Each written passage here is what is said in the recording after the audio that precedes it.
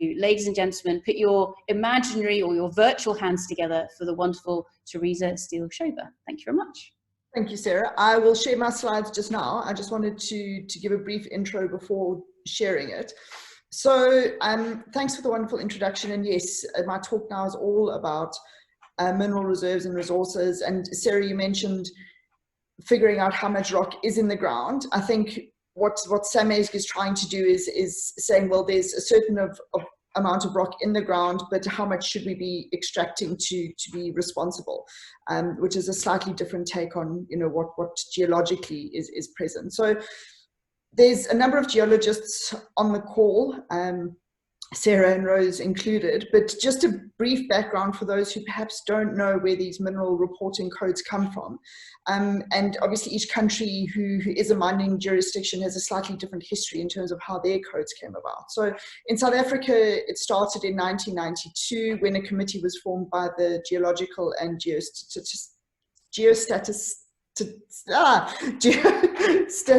Statistical Association of South Africa, and they got together to look at what a potential mineral reporting code could look like. South Africa was then present in Denver in October 97 when the Denver Accord was signed, which came up with a set of definitions of resources and reserves, to which the South African code, which is called the SAMREC code, as well as many other codes and standards internationally, align with those common definitions. And the first formal SAMREC code was published in 2000 and was incorporated into the Joburg Stock Exchange listings soon after, in sort of March 2000. The current version of the SAM codes, which is called the 2016 version, was published and launched at the Joburg Stock Exchange on the 19th of May in 2016 with much pomp and ceremony. And the SAMESG guideline, which I'll be talking to you about now, was published as a guideline at that particular point in time as well. So I'm just going to share my screen. Fantastic. Okay, so this SAMESG guideline, which is the Environmental, Social and Governance Guideline, which supports the SAMREC codes, the mineral reporting codes in South Africa, it really, the objective of it is to ensure that mineral companies act responsibly. We heard yesterday around what responsibility could look like from a number of perspectives. And this is one way that, certainly from a South African perspective, we're trying to ensure that companies do actually act responsibly.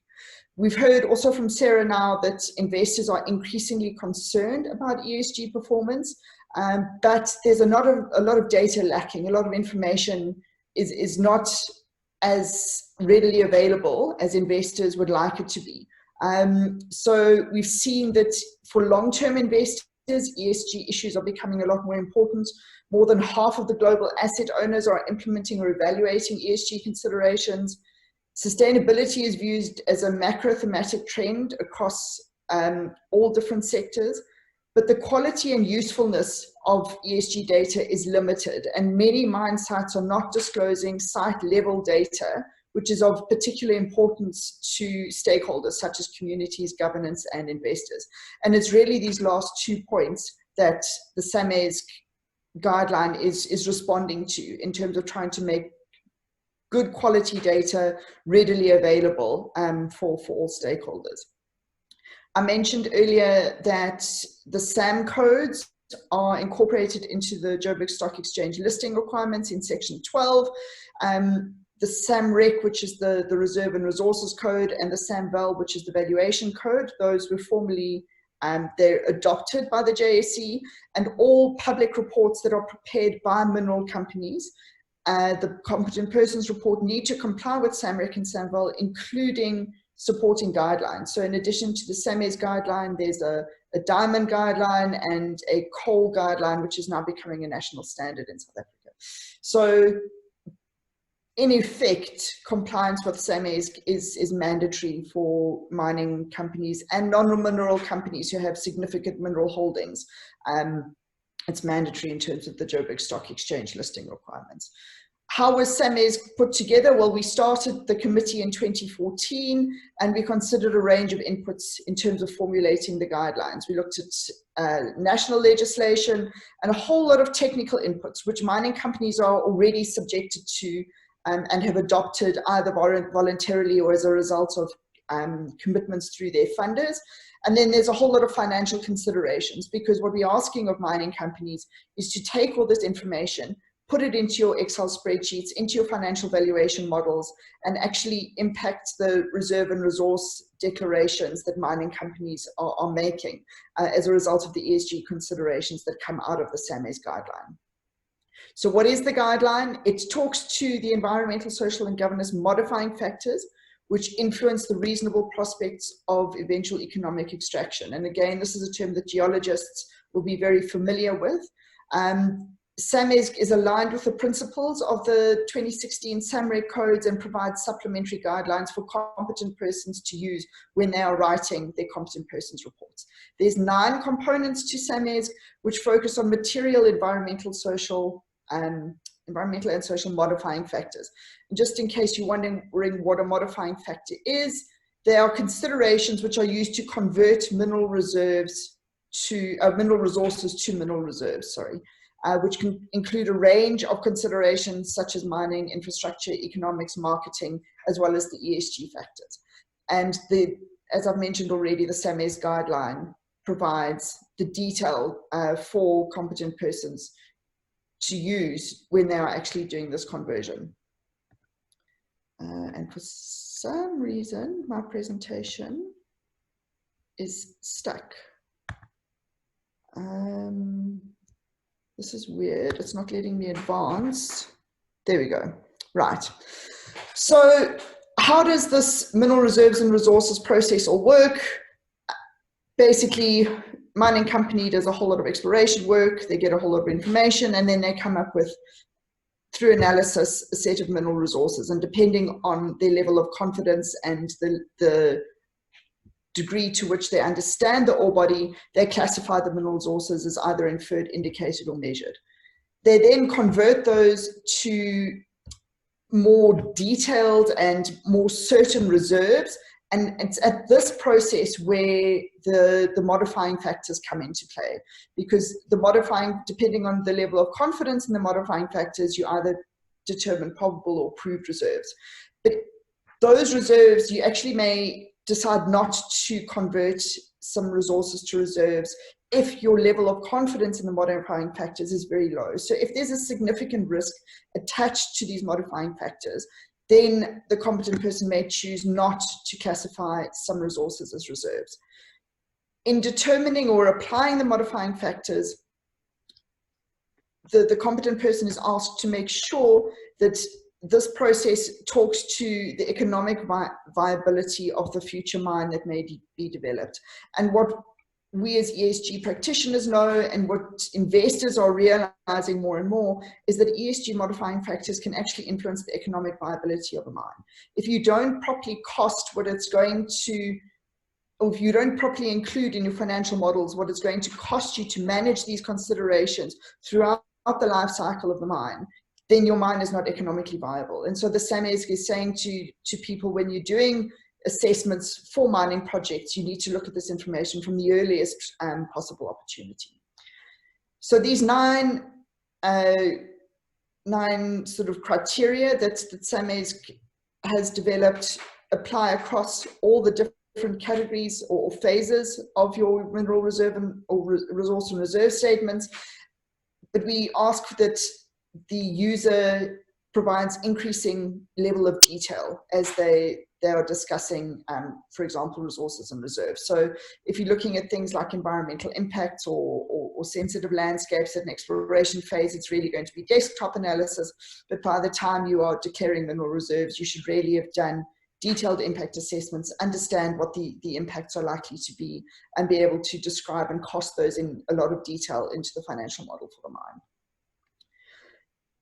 What we're quite pleased about is that the SAMESG has been awarded or recognized as contributing to the achievement of the UN Sustainable Development Goals. Last year, the SAMCode Steering Committee, which is really the overarching umbrella committee under which all the various codes and guidelines sit, was awarded an honours award by the International Standards on Accounting and Reporting Committee, which sits under the UN UNCTAD section. And one of the key indicators which ISAR is monitoring in terms of achievement of the SD goals is target 12.6, which talks to promoting the number of sustainability reports that companies publish. And so that's obviously the content of SAMESG wants to achieve certain outcomes, but the fact that SAMESG is asking people to publish this information, it was under that umbrella that the committee was given the ISAR award. What are the performance changes that SAMESG is trying to drive within the users of the guideline? We obviously want to see more transparent reporting. We want to see increased site level data being made available for all those stakeholders. And that data then can be used as a platform for active engagement between mines and stakeholders. We want to see investor confidence as a result increasing because they know the details of the mines that they're trying to invest in, as well as an integrated assessment of resources and reserves. We want to see less pollution, less poverty, less externalized impacts, which we know are associated with mining's negative legacy. We want to see less damaged social licenses to operate and less fines, litigation, and legal non-compliance. And those are some of the performance changes that SAMESG is trying to drive. So that's really what I wanted to talk to you about today. Thank you very much, and I'm happy to take any questions. Fantastic. Thank you very, very much, Teresa. You can imagine the round of applause going on behind everybody's muted microphones. So thank you very much for that. We've got a range of different questions actually coming in from the different channels, but I'm going to be greedy and go first and say what you guys have done through South Africa and the codes, etc. there has been absolutely fantastic and really is, I think, leading the world with regards to updating these codes. What comes next from a South African perspective? Our biggest challenge at the moment is actually getting mining companies to comply with the SAMESG requirements. So the guideline is there. We've done a lot of work to socialize it, to make people aware of it. And it's been a challenge in that when we've spoken to a number of people and we mentioned SAMESG, you just get a lot of blank stares. So last year's SAMESG agenda was really socializing the guideline, informing people that it exists. And now we're looking at to what extent competent persons are complying with it. And it's a big challenge because from what we've seen so far, there's very little compliance. In order to comply, competent persons need to restructure the way that they produce their reports. For large mining companies with a lot of different assets, their reserve and resource reports is really nothing more than a whole lot of tables and numbers. But SAMESG is saying, well, we need to understand behind those numbers, even though you say they're compliant with SAMREC, we need the information behind those numbers to see how you've got there. So that's the next challenge for us, is actually getting companies to comply with it. Great. And so is that something there where obviously I think a lot of the other reporting codes around the world, so for example here in Europe, PERC, JORC in Australia, the Canadians, etc., everybody's looking at how can they incorporate ESG in a more robust way into their own codes. Do you have any suggestions as to what they should do or maybe what they shouldn't do, just based on the road that you have travelled so far? I think one of the good things that SAMESG did when we developed the guideline was the committee that we had at the time was very disciplinary in the way that it was formulated. We've had a challenge in that committee membership has declined over time, but we are in the process now of including a far ranger group of disciplines on the SAMESG committee, because it's not only about the ESG professionals who want to get their information and have their voice heard. It's about understanding from the geologists who are writing the reports, well, how does this practically fit in with the way that you're doing things? It's from talking to the investors to say, how do you want the information presented? In what format would it be useful for you guys to receive? And so those are some of the things that we're currently doing. and I would say to codes and standards embarking on this journey, you know, that's one of the pieces of advice, is to have it as a multi-stakeholder process. Great, and I guess that adds in complexity, doesn't it? Because everybody uses different terminology, everybody wants something slightly different from this information. And I guess that then neatly brings in a question that's come from one of our other speakers this morning, so Graham Keith, and he asks, are these factors that we're talking about here, are they actual factors that you can use to multiply your resources with to get your reserves? Or how does the ESG, how do those aspects actually fit in with those calculations concerning how much rock is really in the ground that we can extract? Some of the easier calculations can be almost geographic. So if there is a sensitive landscape that, you know, could be severely impacted as a result of mining activities, you would then almost draw a line around it and say, well, we're actually not including that in our resources and reserves, and we're going to do our calculations based on the rest of the deposit. It's not necessarily as easy as that, because we know from a competitive perspective in many jurisdictions, particularly in South Africa, if one company takes a decision to exclude mining of a certain section of a deposit, unless those resources are formally sterilized, they're potentially given to a competitor. So it is a challenge, but from a responsibility perspective, that company should be geographically saying, okay, we're mining this part, that part we're excluding for these and these reasons. Some of the less quantitative information is a lot more difficult to put into an Excel spreadsheet, things that could harm a company's reputation. And in that instance, it's really a case of managing everything that you can manage really well, with the idea that that will have a positive impact on the company's reputation, and less need to then try and take qualitative information and put it into numbers. Great, thank you, Teresa. So it's not easy, is it? No.